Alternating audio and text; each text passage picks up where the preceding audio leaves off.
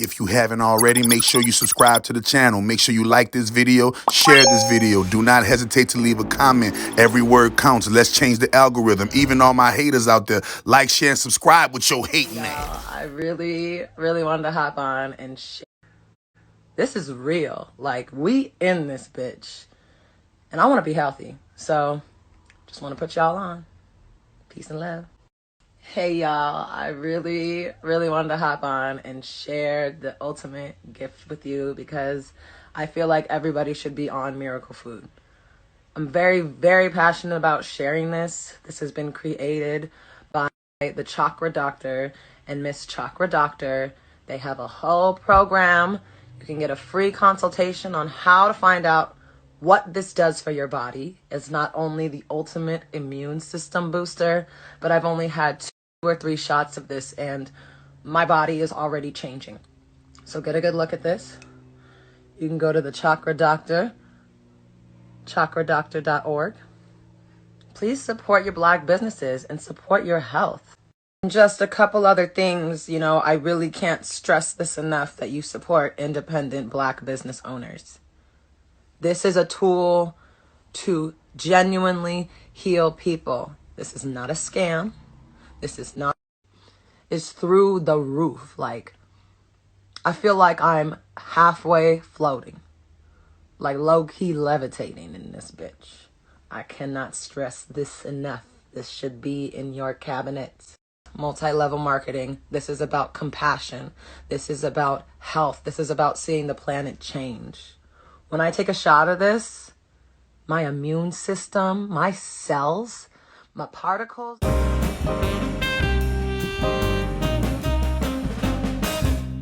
Right? If I think it, I feel it. If I feel it, I act it. If I act it, I attract it, and it loops again. If I'm thinking happy, I'm going to feel happy. If I'm feeling happy, I'm going to act happy. If I act happy, I'm going to attract happy, and it loops again. And this is how we perpetually stay happy. Hello, and welcome back to another episode of Knowing Me, Knowing You with Paula. And you guessed right, I'm your host, Paula, all the way on the west coast of Canada. Now, in life, we meet so many different and interesting characters, right? And this is one of those moments for me, meeting my guest, Reverend Rance Dunbar, a vibrant spiritual leader, a fun, quirky, unassuming, inspirational voice. Listeners, be prepared to go on a journey of storytelling and golden nugget drops. We promise you this is an episode with much food for thought, inspiration, and interesting conversation. Rance Dunbar was born and raised in the United States, having faced a life of child abuse, loss of his mother at a young age, suicide attempts, prison life. He took steps to take back his life into a positive realm and into a business owner and spiritual leader, as well as becoming the Chakra Doctor. Besides the journey that he takes us on with the storytelling and golden nugget drops, he does also share with us about community, gratitude, being happy, the best way to start our day, and how learning to deal with our emotions is important to living a happier life. Now, Rance Dunbar is known for creating the miracle food, all-natural intracellular detox cleansing regime, and the FCA yoga-guided meditation. At the end of this episode, Reverend Rance Dunbar does leave us with some inspiring words of wisdom. So grab your pens and paper, be ready for an interesting listen, and let's head on in and meet this wonderful contributor to our community. Enjoy. So my name is Reverend Rance Dunbar, the Chakra Doctor. I am from New Orleans, Louisiana, born and raised, and it is a pleasure to meet you guys on your podcast. It's lovely to have you here as my guest. And yeah, I'm interested to know because obviously listeners can't see what I'm seeing, but you have something that's burning there in the corner. What is that? Oh, this is incense. So Lovely. I'm a big fan of words, and also I'm a big fan of, ancient history, ancient knowledge, and things of that nature. Yeah. And so, back in the day, in ancient times, incense were a thing that was believed to carry messages to the spirit world, depending on their fragrance and their probabilities and all of the things that came with their characteristics. So that's what you see, that little smoke right there. I'm a big fan of aromatherapy as well. I'm a big fan that if my nose smells good scents, it will take that good scent or good sense and add that into my overall subconscious common sense, if you will. And so I think incense give people a little bit more sense upstairs, just because they smell, just because it smells good. You know, this is why the perfume industry is so big, and this is why different industries are so big. Like even your clothing industry, when they're washing, detergent industry, they got to make it smell good. So it's something about good smells that invoke positive energy versus bad smells invoking negative energy. And it's the reason why or negative thoughts, right? Right. And a lot of animals use their nose drastically to tell what their environment is or isn't. And so it is a wonderful sense, because remember, it's part of our 5 senses, right? So it's a wonderful sense that we take for granted. And I love, and so back in the day, ancient times, they called it suffumigation. So y'all look up the word suffumigation. And suffumigation is what the ancients used to do to appease the gods, or whatever particular deity that they were serving, or whatever particular ancestor. If you were honoring your mother, your father that was passed away, or if you were honoring at a wedding, they had different reasons and different ways to light incense and suffumigation. When a baby was born, right, they brought Jesus the incense, and they brought Jesus the different incense, the myrrh, the frankincense, right? And so, incense is used for multiple different things. That's what I love about it so much. So in today's time, I try to use it for all of those things at once. So yeah. I love that. I have a humidifier at home. I also burn incense, but I have one of those little, what do you call them? I put in all my lavender and rose aromatherapy drops and everything. And your essential oils. Your essential oils and stuff. And I love it, right? I have one of these ones that work all day long. And it just makes me feel like I'm in this beautiful flower garden in nature. Right. And I find it's really calming, right? So I love that. Now, what also listeners can't see, and I want us to describe to them. So what I have is you sitting with this beautiful backdrop, and I see a lovely little cow in the backdrop there.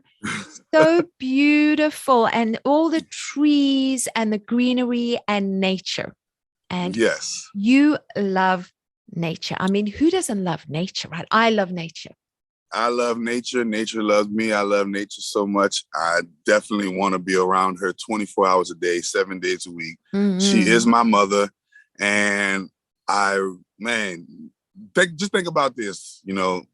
Once we gain that relationship with Mother Nature, like we do with our proverbial biological mothers, oh man, the communication and revelations that she revealed to you are remarkably universal and infinite, and it blows your mind to even think that, wow, the planet is alive and breathing and thinking and feeling, and she can communicate with you and you can communicate with her, just like on the movie Avatar, how all of the people in Avatar were in sync and in tune with the planet, and everybody got a chance to know each other, but everybody got a chance to know the planet through each other. And they all had the whole place had an affinity and a oneness with the planet, that so much so when the planet was attacked, every creature mobilized, the nature's creatures along with the native creatures mobilized and protected the planet. I truly believe that if something of that magnitude was to happen to the earth, I believe that the animals and the birds, the bees, and the trees, just like on Harry Potter and stuff, things that you didn't know, things that you didn't think were alive will begin to come alive just to protect the planet. And it's some movie-esque type thing, but that's just a belief of mine. I believe that all of those things you read in the Bible and all of those things you hear in Harry Potter, Lord of the Rings, I believe all of those things are, real to a degree. We just fell out of the belief. And so since we don't believe it anymore, we can't see it anymore. Yeah. Nature this is something I believe, is nature shows us the colors of our soul, our spirit, right? That's what nature, and that's why it's so important as human beings to connect with nature as much as we can. If we look right now at the change in the seasons, right? The fall season, how beautiful are those colors, the reds, the oranges, so beautiful, right? And when you come into the springtime, all the flowers that come blooming with all those magnificent colors, right? And that is what feeds our soul, right? And so it's important that we connect with nature as much as we can. Proven that our metabolisms speed up and our immune systems and things in our bodies start to turn on whenever we spend prolonged amount of periods in nature. There are multiple studies in the medical industry that shows that nature, and this is why when somebody's in the hospital, they bring you plants or plant life, or, you know, it's always good to decorate your house with nature. Why? Because last time I checked, you get your oxygen from nature. The very beings that give you your oxygen are the very beings that, you know, basically consist of giving nature its template, the trees and the plants and the herbs. You know, we forget this big thing, and the reason why I love the movie The Lord of the Rings, because it showed the trees' plight, right? And it gave respect and honor to everything everything from the hobbits all the way to the elves and the men and the trees. Everybody got a say, you know, and that's basically, you know, how I live. You know, I don't see the tree as a tree. I see the tree as an individual expression of consciousness having an experience called tree. And so you live in a place called the Garden of Eden. Yeah. And so why is it called the Garden of Eden? Because it's an eco village. It is in Kennydale, Texas. That's the Dallas area. And because this place was meant to be a safe haven of healing and a place of rehabilitation through nature and through natural holistic means, like eating fruits and vegetables raw, like in the garden, and partaking into ceremonial events that help you get attuned to heal with nature. It's where you know, a lot of the cleansing that I do for people, they come here and they visit the garden and they come to my boot camp, right?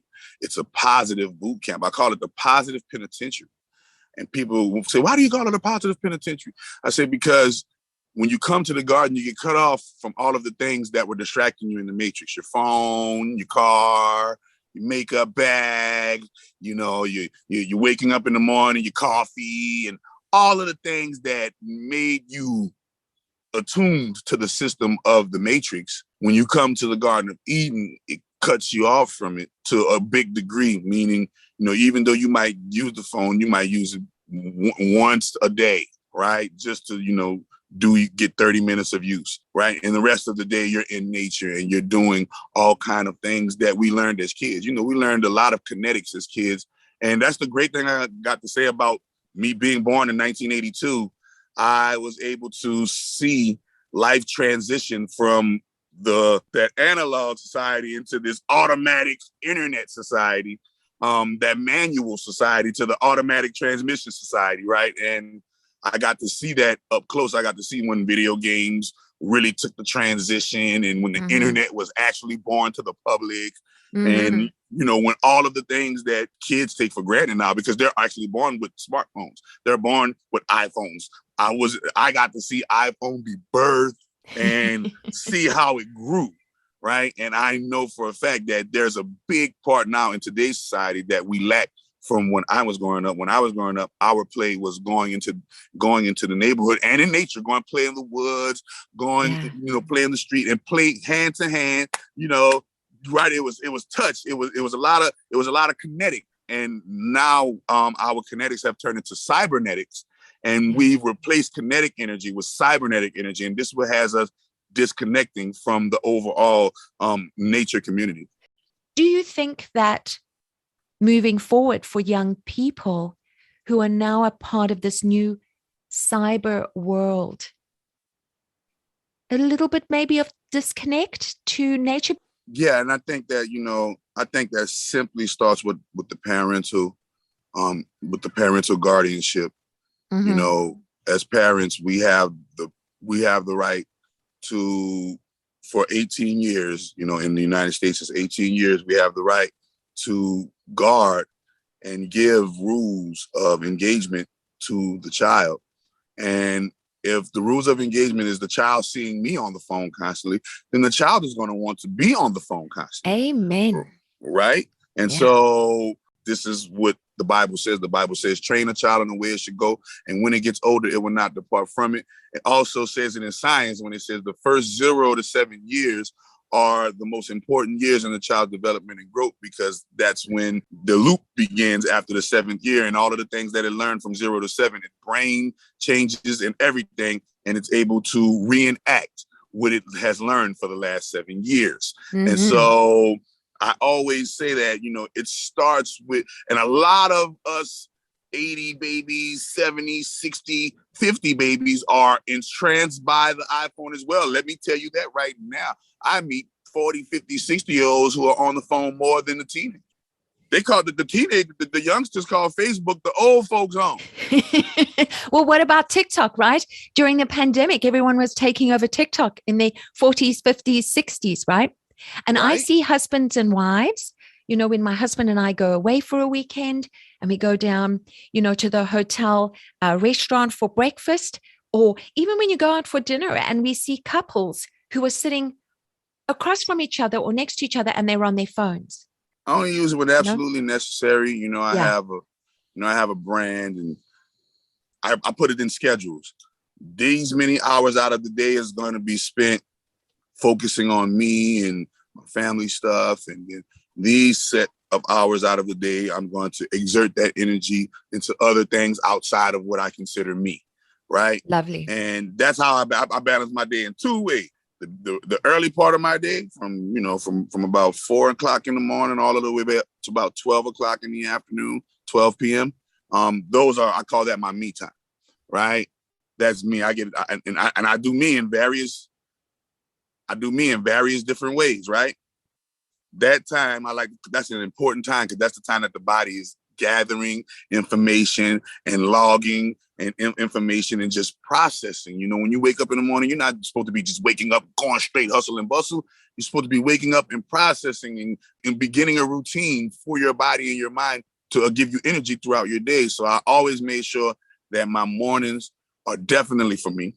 And then after that, I make sure that the afternoons are definitely for everybody else. And so it's just a balance of, hey, I got to make sure that I just give me the most time, right? And that way I can be the best me for you, and you can see the best of me. Yeah.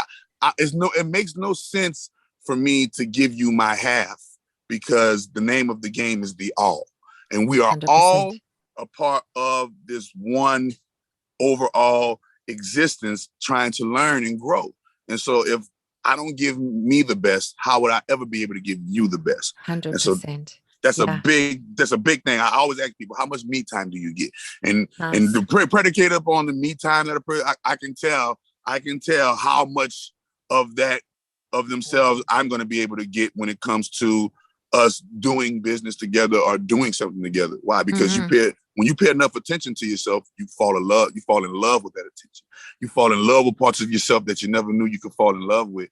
And that love, you're going to be able to reciprocate that to others. Yeah, I see that as great guidance for listeners. You know, it's really important. And we're on this journey of self-reflection, self-discovery, coming from our authentic selves, filling our lives with gratitude, and starting your morning exactly the way you're saying, I think is a wonderful guidance and some great golden nuggets and knowledge and information share that you're sharing there. But I would like to take a little step back. Let's rewind all the way back to when you were a young boy. Now, you mentioned you were brought up in New Orleans, right? And as a young boy, you had mentioned that you were brought up in a poverty-stricken environment. Mm-hmm. And you had your mom. So when I was born, me and my mother it was me and her. My mother and my father divorced before I ever got a chance to, see them actually together. They were married when they got pregnant with me, but ironically, by the time I entered into the world, they got divorced. And then, it was me and my mother. My mother was a single parent, and she was a strong mom. The second oldest of 9 children. My grandmother had 9 kids, one of those big families. And she raised, the women in the family to be nice and strong, women who aspire to achieve greatness.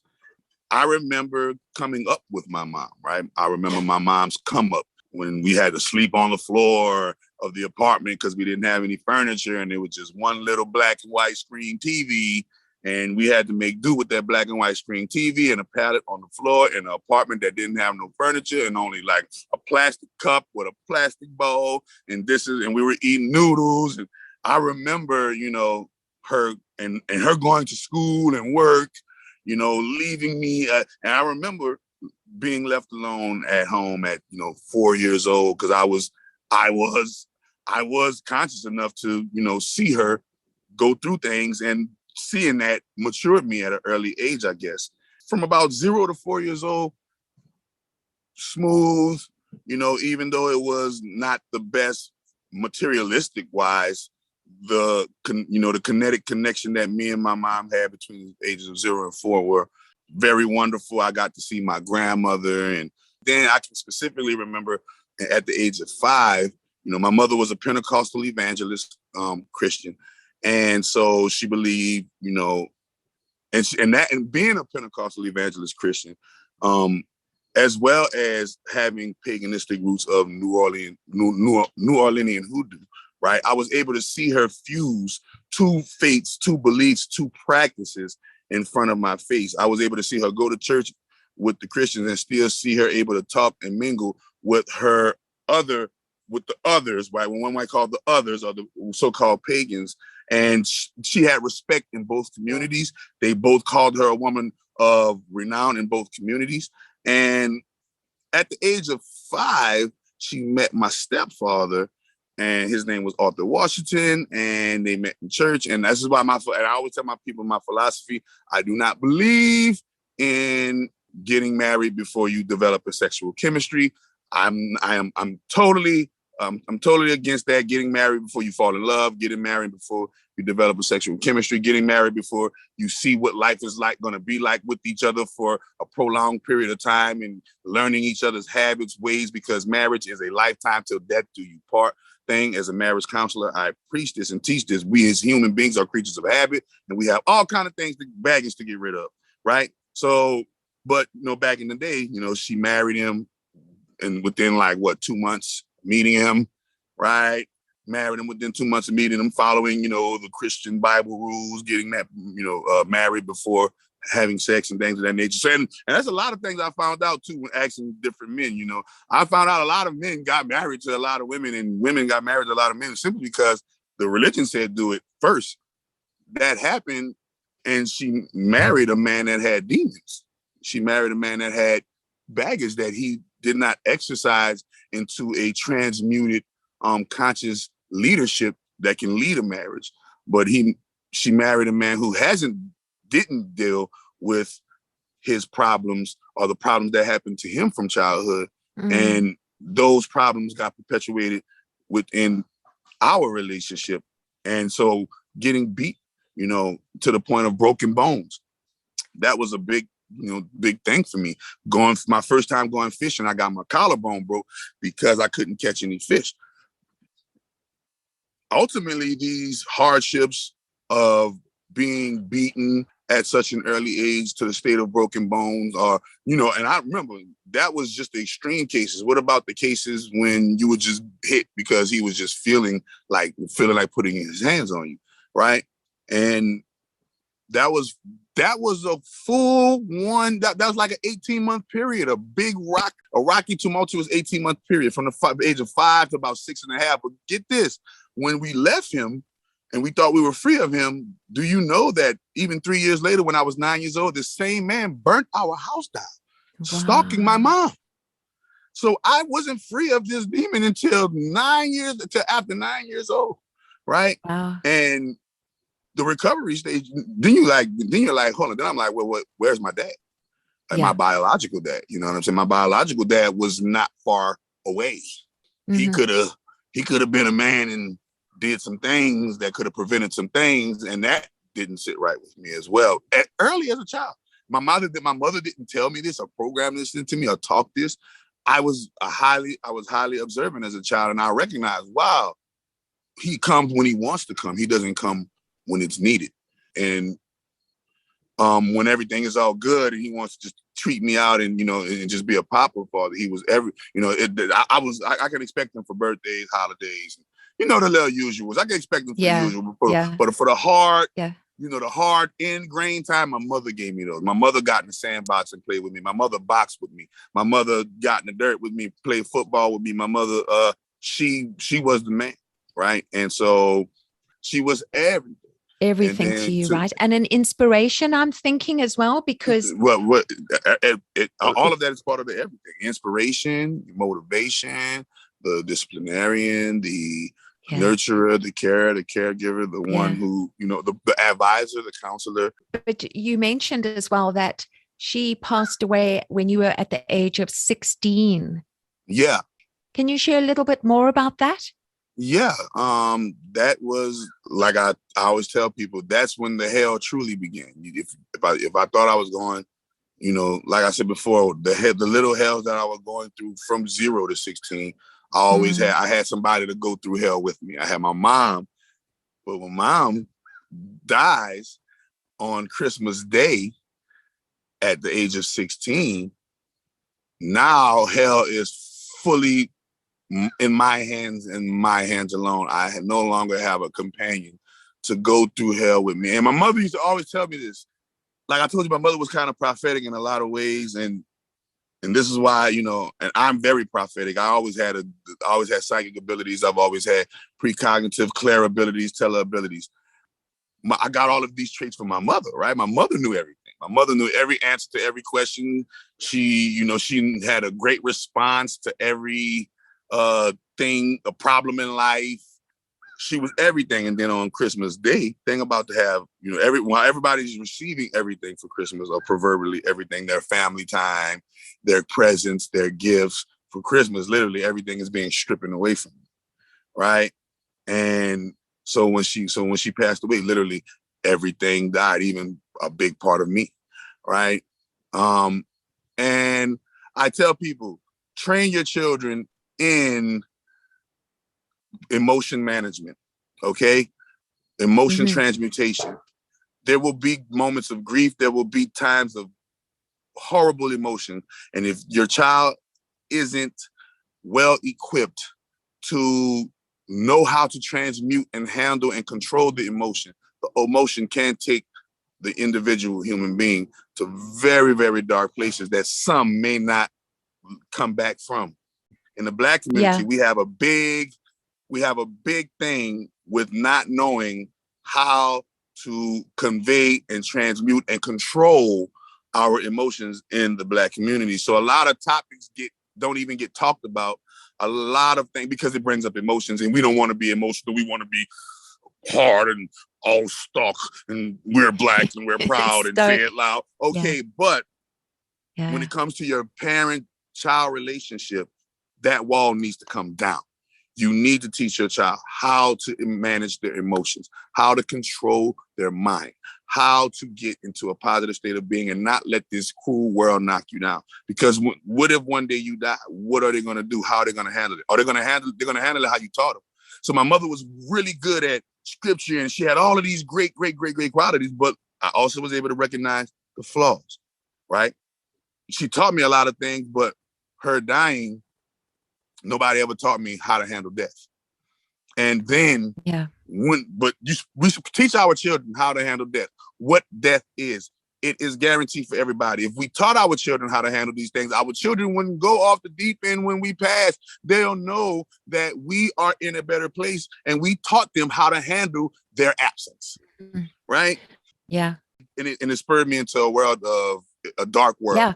Because this is what you also mentioned, was that you were involved with drugs. There was That's the dark world. jail time, right? The dark And world. so was this a moment that, because of all that you're sharing, that was a time then when you moved into drugs and then you ended up in prison? Yes. When my mother passed, I'm the only child of my mother and my father. And the big family that I had at the time, keyword had, because family is determined not by blood, family is determined by action. The big family that I had at the time, they left their hands up in the air and said, we don't want you.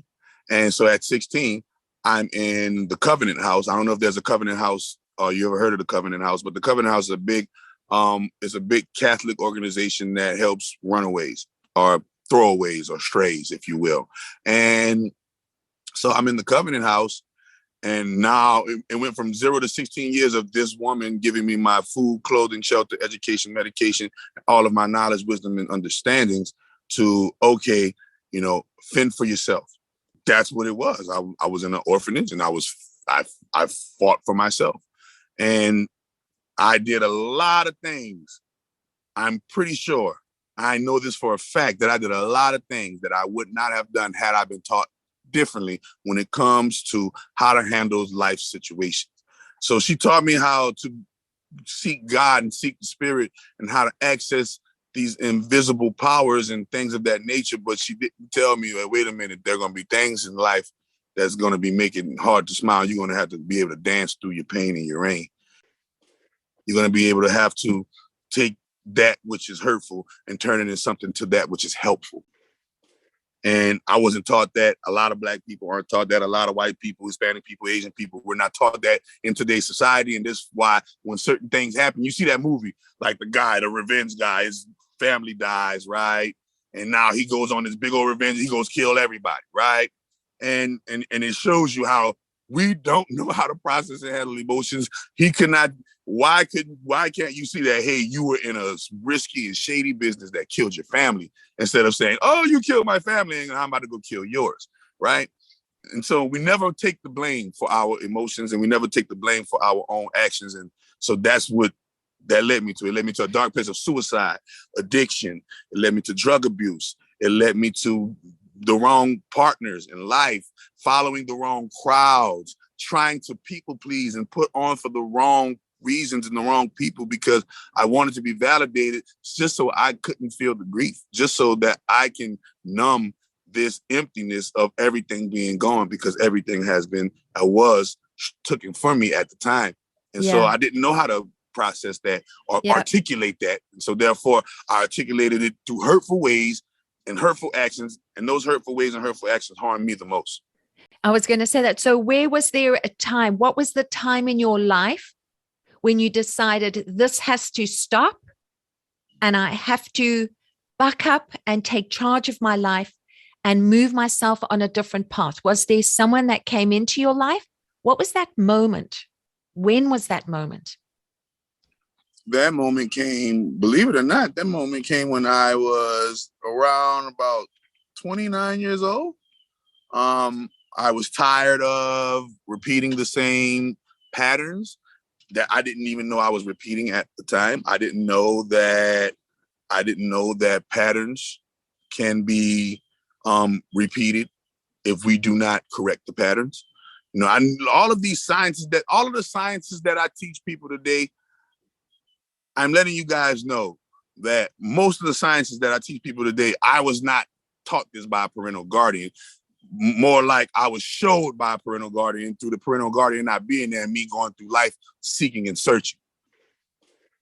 I always tell people there are many moments. It's never just one moment. It's called connect the dots. It's a bunch of little dots a bunch of little seeds that will be planted, and out of those seeds, certain trees, flowers, plants, and herbs will grow. Weeds as well. And so first and foremost, the first part of it is my mother teaching me spirituality and teaching me about nature and all of these things. So that's ingrained. Then my father teaching me how to read and always read and giving me that philosophy, right? That's ingrained. Yes. Then my friends showing me how to be my friends showing me how to stand up and be strong for myself. You know who taught me how to Beautiful. fight? Not my mom, not my dad, my female cousin. My female cousin, I was getting bullied in the neighborhood. My female cousin, literally the bully that was bullying me that I was afraid of, my female cousin went and beat him up. Like, it was, and from then on out, I was never scared of a human being ever again in life after I see this female completely demolish this male, right? And it was a bunch of things that build the foundations. And then you have these, I always call out these master years. In your master years, you always have these revelations, but along your path, you will always get these little angelic nuggets, these little fairy, these little I call them fairy tales, right? Yeah. What a fairy tells you, the fairy godmother tells you, you're the most beautiful queen in all of the land. You're the beautiful king in all of the land. And somebody might sit next to you to a bus stop and give you a word out of nowhere. And you're like, what the heck was that? That was the moment, right? Then when you were sitting in alone, just and reflecting in yourself, and you heard that inner still voice speak, that was a moment, right? And then you have those big grand climactic moments that makes all of those other moment buildups is like, oh, okay, that was it was like foreplay. It built up into a climax. And so it was all of the little bitty dots put together that built up into an overall climax. It was multiple gurus, not just one. And when I say gurus, I mean wise people, not people who are actually trained in India or martial artists, but real wise people who were able to give me real great lessons. And I was able to use those lessons to apply them over time, right? Yeah. And through trial and error, of trying to apply these high philosophies, through trial and error of trying to apply these high dietary disciplines. And, you know, I fell and I got back up, and I fell and I got back up. And then that pivotal moment that you're talking about came at around about 30, 31, when it's like, okay, I got to get out of this pattern to where I'm attracting this, and this. Yeah. And I finally went on a war against myself at the age of 31. Yeah. At the age of 33, I won the war. Now, I'm letting you know, for the time before 31, it was always, if it was only for this, if only I could have this, I was always blaming something outside of me for my stuff, right? I was always thinking that I can do the wrong thing the right way, or the right way in the wrong way. You know, I always thought I could mix the ways and all of these things, right? And I always was trying to find a formula to crack life open, except going inside and looking for me and finding who I am and finding what I truly want and finding what I really like and finding what I really deserve and seeing myself as worthy and all of the stuff that we neglect daily, right? I finally went on the war against myself when I was 31. I culminated, meaning I started self-talking. At 31, I started saying stuff like, my life is my fault. Anything that happens is on me, right? I started making affirmations like, by this time on this day, I will have this in my life, right? I stopped blaming my stepdad for beating me and torturing me and whatever he did to me. I stopped blaming my mom for dying and leaving me alone to inherit this hell. I stopped blaming my family for abandoning me and leaving me out to dry. I stopped blaming for this girl for breaking my heart. I stopped blaming this dude for trying to hurt me. I stopped blaming the white people for enslaving black people. I stopped blaming everybody. I stopped blaming everything on the world, and I started blaming everything on me. And the moment, not a moment sooner, that's when my life began, slowly but surely, to grow in the right direction. Yeah. And this is something that I think for listeners as well, you know, who will probably be nodding their head. And it's important that people always ask themselves and ensure that they are not putting blame on other people for things that are reoccurring in their lives, and they just take responsibility. But I want to move on to this. Obviously led you to becoming the chakra doctor, right? Yeah. So the chakra doctor is a tree that was born and rooted and planted in dirt. And through that dirt, I grew and rooted the foundations of my tree. And as that root, and my tree began to grow, I came across this particular spectrum ray of light called the chakras. All trees absorb light differently. And my path as a tree, growing as a tree, I ran into this path, this doctrine, or this word called the chakra. I was 26 years old, to be exact. I was in jail, in prison, 26 years old, and I ran across a book that was said, we're all doing time. And it was explaining how no matter if you're in the, it was by this guy. He had this thing called the Ashram Yoga Prison Project. And he was a guy that had been in prison before, and he became a yogi and a master. And he said he always wanted to bring yoga to the prisons to help prisoners learn how to transmute their emotions and process these horrible, sentences that they have. In that book, he explained about something called the chakra. Now, keep in mind that I've always believed in the spirit world. I've always believed in church, and at church they used to sing the song, "This little light of mine, I'm going to let it shine." And, Jesus is the light of the world. And, we used to have all of these little songs in church that we always sung about the light. Well, little did I know that song was a riddle, a parable to a dynamic truth that most Christians, Muslims, and holy people today completely look over. And when I found out about the chakras literally translated in Sanskrit to English literally mean wheel of light, or some translated as circle of light, or some may translate it as a sphere of light. And something about it rang true in me, because the Bible told us that we have a spirit and a soul, and that's made of light, right? And everybody died. And when they see the light at the end of the tunnel, and a lot of things began to click for me when I began to read about the chakras. A lot of my old doctrines that I was taught when I was little began to make sense to me when I read about the chakra. A lot of things that I've seen on TV and all kind of downloads became a little bit more clear when I read about the chakras. Yeah, so at 26 kind of years like old, the puzzle pieces, right? Like puzzle pieces like that are being put together, right? Yeah. Right. The puzzle pieces. And so at 26 years old, I had created this way for me to feel and prove that the chakras were real and feel them. Mm-hmm. But guess what happened? I only did it one time. And that one time I did it, it went straight to my head and my ego, and I became holier than thou. And after that time, the universe literally kicked me out and put me on another journey to break me back down to size. You will not take this technology and go into the world holier than thou. You will take this technology and spread the light into the world the way the world was supposed to inherit the light. By the time I made it back to the age of 33, never forget it, I said, let me go back to the drawing board of the chakras, and that same guided meditation that I created for myself to keep myself from going into those dark places at 26. And I never revisited it again. I decided to revisit it when I was 33. That's now then led to where you are today, where you have your chakra teaching, you have your healing sessions, and you have the FCA yoga coaching as well, right? FCA yoga stands for Full Chakra Activation, and that's the name of the company, My FCA Inc. I am 100 trillion billion % sure for a fact that I would not be here in front of you talking this had it not been for me discovering full chakra activation, because full chakra activation is the number one thing.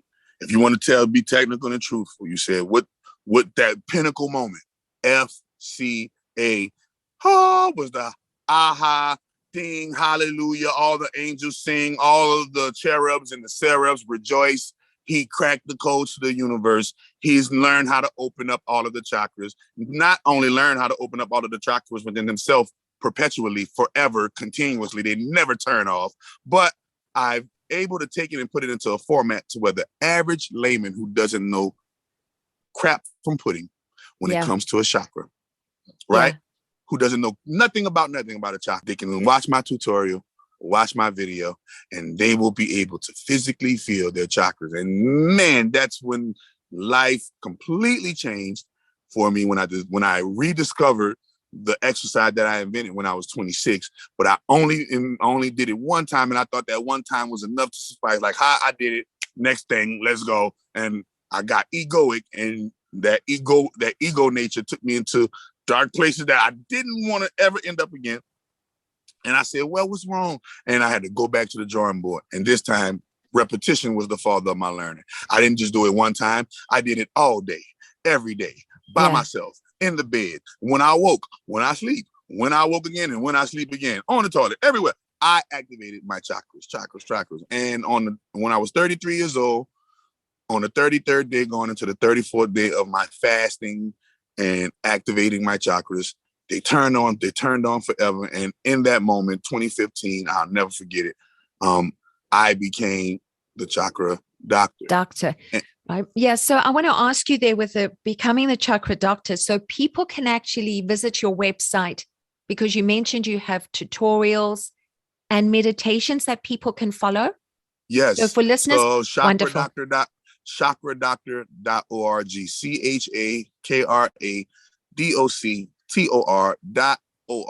And when you go there, hit the tab in the top left-hand corner, and it will show you how to navigate and everything you need to do on the website. Your connection details are going to be clickable links in the show notes for everyone, so they don't even have to think of where they have to go. They can just go down there and click. Now, when we talk about the chakras, you also have you sell products on your website, and you have a product called the Miracle Food. Yes, Miracle Food Intracellular Cleanse and Detox. When I opened up the chakras and I became fully chakra activated, I turned that into a mission. I wanted to heal people. I wanted people to feel how I feel. The chakras, activating my chakras, makes me feel 10 times trillion better than any other sedative on the face of the planet.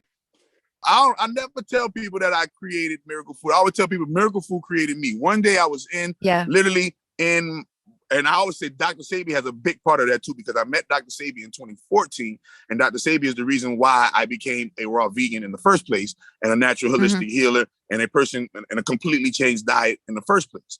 It was both of those things. And while I was meditating, I actually got what I would like to call the download for the ingredients, how to mix the milligrams, how to do everything. And do you know that that we've been doing Miracle Food since 2017, like the actual brand product. Producing the product, right? Producing the product. Yeah. Producing the product. I had people trying the different ingredients and buying them on their own before, but producing the actual product since 2017, everybody always say the same thing, just like they do with FCA yoga. They say this product is great. This product is wonderful.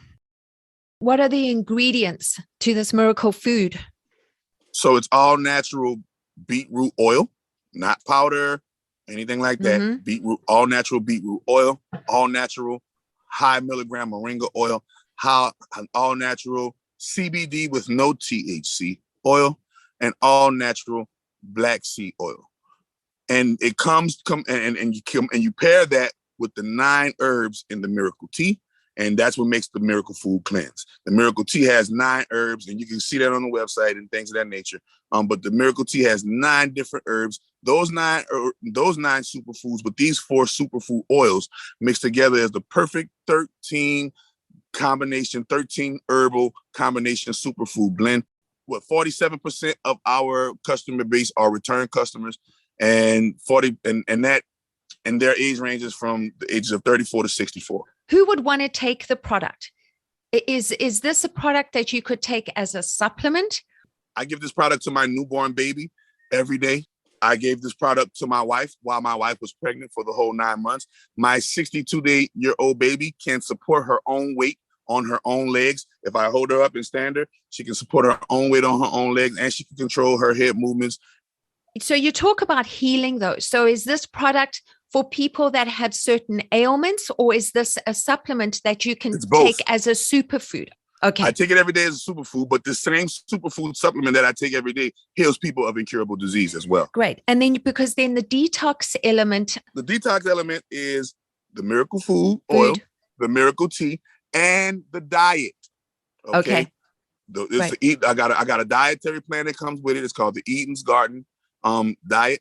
And remember, in the Garden of Eden, that diet is uncooked food, raw fruits, raw veggies, and I have 90 different ways for you to tastefully blend raw fruits and veggies and make raw fruit and veggie meals. Why? And it's a 2-week cleanse. It's a 15-day cleanse. And everybody, I give people the 15-day cleanse. I give it to you in 15-day intervals simply because that's how the body's circadian rhythms progress throughout the months when you're going through your life. 15 days is a great time, but it's not too over a time. Like you can't do it. Oh, that's too long. I need, you can handle it from the supplemental level, 15 days. On the level where you're trying to cleanse disease out of the body, that's a consultation because we got to know what kind of ailment you have so that we can know how long to apply the miracle. So with the product itself, so you have, if you're doing the detox, do you actually get a booklet with your product that is sent to you, right? Okay. Yes. Perfect. Yeah. I mean, it's interesting to see a product like that. And I'm very big on supplementation. I'm very big on supporting the body, supporting the immune system, supporting our bodies on a cellular level. Try this, man. Because we live in a world where we have this influx of free radicals that are pushed through noise, pollution, diet, so I think it's always important to support our bodies on a cellular level. I'd like to move on a little bit here and talk about happiness. What does happiness mean to you? That word, happiness. Happiness. So number one, happiness automatically means a genuine smile. One who smiles with their eyes as well as with their face, but a smile from within. They're smiling because they're genuinely in a high vibratory positive state. I know how happy you are by how you wake up in the morning. Those who wake up on the wrong side of the bed in the morning, y'all not that happy. Stop acting like it. Stop pretending like it. Yeah, happy. Yes, happy. Yeah. Happy is smile for no reason. You know how you know when you're happy? You're happy when people start asking you, what do you do? I always see you smiling and I always see you in a positive state. How do you stay like that? I wish I was like you. That's when you know you're happy. When people start coming out of the blue and telling you, man, I wish I can handle our life like you handled it and be happy even when I'm down or be happy even when whatever's going on. You'll know a true happy person when something bad happens, right? And even through that something bad, they're still able to find the happy little silver lining. So how often are you genuinely smiling? And where is that smile coming from? Is that smile coming from an outside source? Then that's not a genuine smile. If that smile is coming from an inside source, then you know it's a genuine smile. And now you record, how often do I just naturally smile because my insides just feel good? And this is how you know, and this is how you know whether you're a happy person or unhappy person. If you count the times in your day and the majority of the times in your day are not spent smiling and feeling good on the inside, then you need to check your happy meter and you need to pour you some happiness oil. And how happy are you in your mind? How happy are you in your emotions? How happy are you in your physical body on your inside? Are your physical organs feeling okay? Are you, is your brain feeling okay? Right? Are you right now, those who are listening, do you feel sluggish? That's your happy meter. You got to check your happy meter. Happiness makes you feel up. Happiness makes you feel not mania, but just a natural upbeat that you have towards life. And it comes from the things that you tell yourself, because the things that you tell yourself influence the way you feel. The things that you feel influence the way you act. And the things that you act influence what you attract. So it's all a system, right? If I think it, I feel it. If I feel it, I act it. If I act it, I attract it, and it loops again. If I'm thinking happy, I'm going to feel happy. If I'm feeling happy, I'm going to act happy. If I act happy, I'm going to attract happy, and it loops again. And this is how we perpetually stay happy. I don't share that. I live it. So people always, I don't even have to share it. I live it. And people always ask me, what's going on? Yeah. Why are you so happy? Like my wife, man, I laugh in my sleep. She catch me laughing. I'd be like, what I was laughing about? I don't know, but you were laughing for about 10 minutes in your sleep. I am so happy because I know for a fact that life is what you make it and not what has made you or what has happened to you. Like we take life for what has happened to us, and that's the wrong life. Life is what I make out of what has happened to me. That's the real life. And once you become happy with what you're creating in life, you're going to have a natural happiness about yourself. First and foremost, just because you improved yourself. Self-improvement brings a natural rise in your happiness because you feel good that you're eating right. You feel good that you're working out. You feel good that you're reading books now. You feel good that you cut the negative people off. And all of these things make you feel great. Right? And the more you can make yourself have genuine happiness for yourself within yourself, meaning I'm happy the way I'm making these deals and these meetings come about. I'm happy that I'm influencing people on a positive level. I'm happy I'm happy for my dog. I'm grateful, right? Great gratitude brings happiness. The practice that I see brings the emotion of happiness the greatest is gratitude. If you're not grateful for what you have, you cannot genuinely be happy for what you have. 100%. When you look back at the journey that you've traveled with your life, I mean, you've been through a lot as a young person. You know, your experiences in prison must have taught you a lot of life lessons. What advice would you give to a younger Rance? Activate your chakras, Rance. This is the only thing that's going to get you over this hardship of emotional turmoil that you're going through. The chakras are your spirit and your soul. And your spirit and your soul is the only thing that is willing to command such a weak fleshly vessel. I know you sad right now, and I know it feels like the whole world is down on you, and I know it feels like your mama has left you, but she's really not gone. Do you know that the spirit lives on after the body? That you know that you can actually communicate with her if you wanted to, because you have the power to do that, Rance. Do you know that has happened to you because life designed for you to walk down a certain path and your mother couldn't travel that path with you? Do you know, Rance, that everything that is happening to you is a part of the divine plan? And no matter what you say, you signed up for it. Do you know that I'm here to help you remember what you signed up for, Rance? The first thing I want you to do, Rance, is activate your chakra every day, all day. Don't stop until you are where you need to be in life. Nice. I love that. If I say the word community, what does this word mean to you? What comes to mind? The root word in community is unity. The other root word in unity is communication. Unified communications. Community is being able to unify in any communication. And the first communication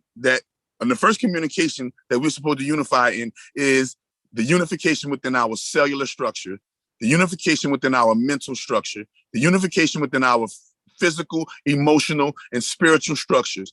After you unify and become unified in one with yourself, one within the all within yourself, then and only then will you be an eligible candidate to be a factor in a community, because a community is someone, or multiple different aspects that come together and unify to create a whole language of communication. The greatest language on the face of the planet is non-verbal. In order for us to be great community members, global community members, because we all have our different individual communities that we come from, but the overall goal is a global community. And so in order for us to unify and communicate on a unified level, it's the best for detoxing, cleansing, healing, removing inflammation, and boosting your immune system. It's suitable for all ages, and it helped me out tremendously during pregnancy. Allergen-free, gluten-free, 100% organic, all natural, and vegan. ChakraDoctor.org, 818-429-1675. Energy and your contribution, much appreciated. Why haven't y'all thank you for tried having American me. food I yet? love it. Like, for real, That all is the end jokes of another aside. episode, listeners. Bitch, I'm Please God, remember I'm to the rate, Alpha review, and and share. We Omega. love you I'm for the the ancient attention. of the days. Our I'm family the is Rahman welcome. Rahim. And you don't know where I come, you don't know from where I came. All you know is I am one with many aspects, different names. Then one day the thought formed into a word inside my brain. Then I said let it be. Then next thing I heard a bang. Then I split up into infinite dimensions with a chain. Now we're all interlinked. We are all one and the same. Links are in the show notes. And we're going to leave you with these inspirational words